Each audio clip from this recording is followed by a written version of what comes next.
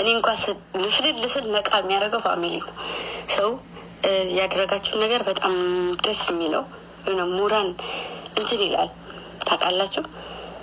መስራት የማይፈልግ ሰው እንኳን ሞራኑ ቢሞት ታነቃቃላችሁ። ሰው ይሄ ነው ሰው ማለት። ያልተጻፈለትን የሚያነብ እንደዚህ ዝም ብሎ ሌላ ነገር እንትን ከማለት ስንት ቀን ነው እንግዲህ። እሱን ምናየው ይሆናል ደግሞ አዲስ አበባም ያለው ስራ ቀኑ እየቀረበብኝ ስለሆነ ግዴታ እዛ መሄድ ስላለብኝ እስኪ ሶል እያወራሻለሁ በውስጥ እሺ። እና ይሄ ነው በቃ እኔ ማርያምን ሳያችሁ እንባዬ ሁሉ ነው የመጣው። ሲጀመር እንደማልችል ታውቃላችሁ። ድብልቅልቅ ብሎ ሳየው ማለት ነው በቃ ላይክ አንዳንድ መቆጣጠር የማችሉት ነገር የለም። እንደዛ አይነት ነገር ነው የተሰማኝ።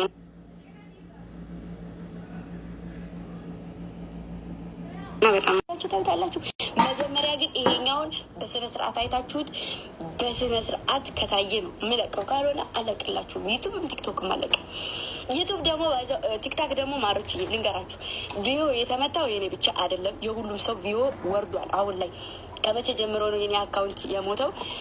ቲክታክ ለአሜሪካ ከተሸጠ ጀምሮ ማለት ነው። የሁሉም ሰው ነው፣ የኔ ብቻ አይደለም። ሰው እኔ ደግሞ አንደኛ ነገር ባህል ማየት ያላወቁትን ማሳወቅ ያላወቁትን እኔ አሁን ምን አይነት ባህል እንዳላችሁ አላውቅም። ገብቼ ሳይ ግን እግዚአብሔርን በቃ ላይክ ያለውም እናንተ ተገርማችኋል ካዳመጣችሁት። በተለይ ደግሞ ቤት ውስጥ ሆኖ መግለጫ የተሰጠንን ስሙት። መቤቴን የሰው ልጅ መጽሐፍ ላይ ተጽፎ ያለውን ነገር የሚኖሩ ማህበረሰቦች ናቸው። ቤት ለእግዚአብሔር ይባላል አይደለ? በእኛ በየትኛውም ሀገር አሁን ላይ ከባድ ነው። እዚህ ጋር ግን ከነ ምሳሌው ከነ ሁሉ ነገር ተዘጋጅቶ የተቀመጠ እና ማርያምን እኔ ደስ የሚለኝ ቪዮ ስለታየ እኔ 1.2 መታየቱ ለእኔ ምንም አይደለም፣ ምንም ማለት ነው። ገባችሁ? በቪዮ እንደዚህ ቅዝቅዝ ሲል ምናምን ነገር እንትን እንዳይላችሁ። እኔ ዋናው የምፈልገው ምንድን ነው? እኔ ያየሁትን ነገር ለእናንተ ማሳየቴ ነው። ገባችሁ አይደለ? የእኔ ተከታይ ፋሚሊዎች ብትሆኑ እንኳ 1000 በላይ አይበልጥም አይደለ? እዚህ ጋር ቁጭ ብላችሁ ብምታዩን። እኔ ግን ከ200 እስከ 300 ሺህ ይታያል ቪዲዮ። ሰው ታሪክ የማያውቅ ያውቀዋል። ሰው እኔ ከቪዲዮ ሳይሆን ችግሬ ከምንድን ነው መማር ያለብኝም ማወቅ ያለብኝን ነገር አውቃለሁ። እላፊ ማወቅ የሚፈልግ ማህበረሰብ ያውቃል። ሲቀጥል ደግሞ ቱር ሳደርግ እንደዚህ በምዞር ሰዓት ብዙ ልጆች ደስተኛ የሚሆኑ ልጆች አሉ።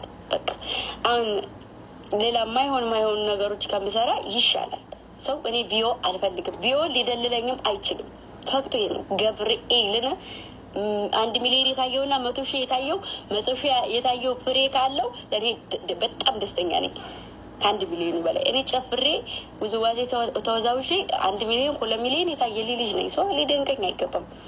ገባችሁ? ስለዚህ ከቪዮ በላይ ምን የሚመነጭ የምን ያክል ሰው ተቀባይነት አገኘ ነው። አሁን ላይ የሚከተለኝ ሰው ዝም ብሎ ይሄ የሚሰርብ ወይም የማዳም ቅመም ብቻ አይደለም። ኢትዮጵያ ውስጥ የሚኖርም በፊት ላይ ነግሬያቸዋለሁ አይደለ?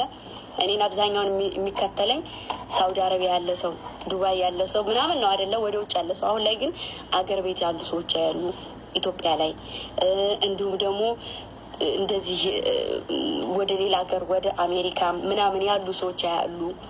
ገባቸው አይደለ? ሰው እንደዚህ አይነት ነገሮች ትኩረት ይስባሉ። ምን አይነት ቦታ ነው ይሄ ቦታ? እና ስለዚህ ዋናው ፍሬው እሱ ነው። እና ሲቀጥል ደግሞ አቀባበሉ ኢማጂን በስማ ወልደ መንፈስ ቅዱስ በአካል ቢሆን ምን አይነት ስሜት ሊሰማችሁ እንደሚችል ልነግራችሁ አልችልም። ኑ ወልካም አባቴ። ምን አይነት ስሜት ሊሰማችሁ እንደሚችል እኔ አልነግራችሁም። ማርያምን ጌታ በቃ የሆነ ስሜት ይሰማችኋል ቦታው ላይ ስትሆኑ ማለት ነው። የእናቶች ፈገግታ እና እንደዛ ነው ለእኔ በዚህ ሰዓት በዚህ እንትን ማየቴ በጣም ደስተኛ ነኝ። እና እናንተ አሁን አብዛኛው ድራማ ስሪ እኔ መስራት እችላለሁ። እሺ